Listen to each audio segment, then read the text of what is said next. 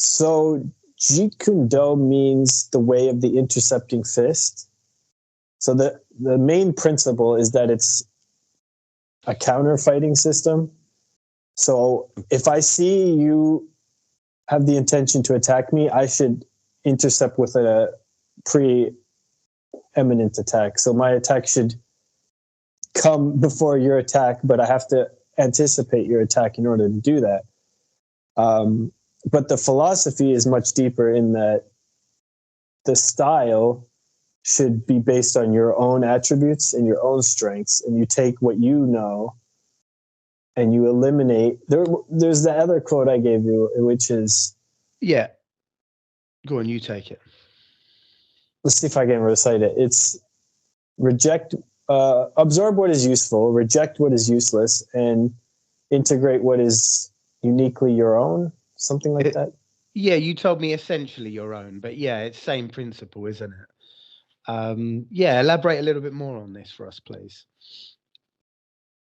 So basically in karate, for instance, you learn a set of kata, and then the kata, which is like forms, right? Like this block, this punch, that punch. You just learn those forms, and you're supposed to use those forms against someone else who uses the same forms.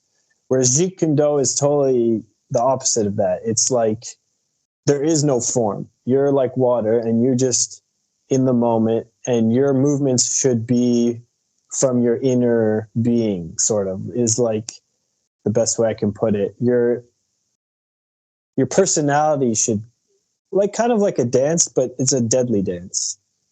Does that make sense? So when you're dancing, you don't want to just do the cha-cha. Like, he was a cha-cha dancer. But you don't want to just use the set of moves when you're dancing, because that will, like, there's the tango, right? Let's use that analogy. The tango has specific moves. You have to do those moves. So everyone's tango looks the same. And the more you try to, like, put yourself into your own flair, your own personality, the less like a tango it looks, the more like just improvised free dancing. So yeah, so the tango being like the skeleton, the basic fundamentals, and then your personality being your own twist and putting it through your own personal funnel, right? Is that what you mean?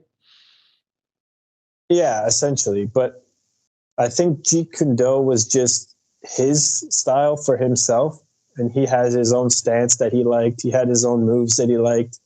But then, obviously, not everyone is his exact height and his exact attributes, right? So you should find something like Kareem Abdul-Jabbar, for instance, a very tall man, a lanky dude, a basketball player. He should be using moves that are totally different to Bruce Lee's. So his style shouldn't look this. He shouldn't try to fight like Bruce Lee. It would be foolish.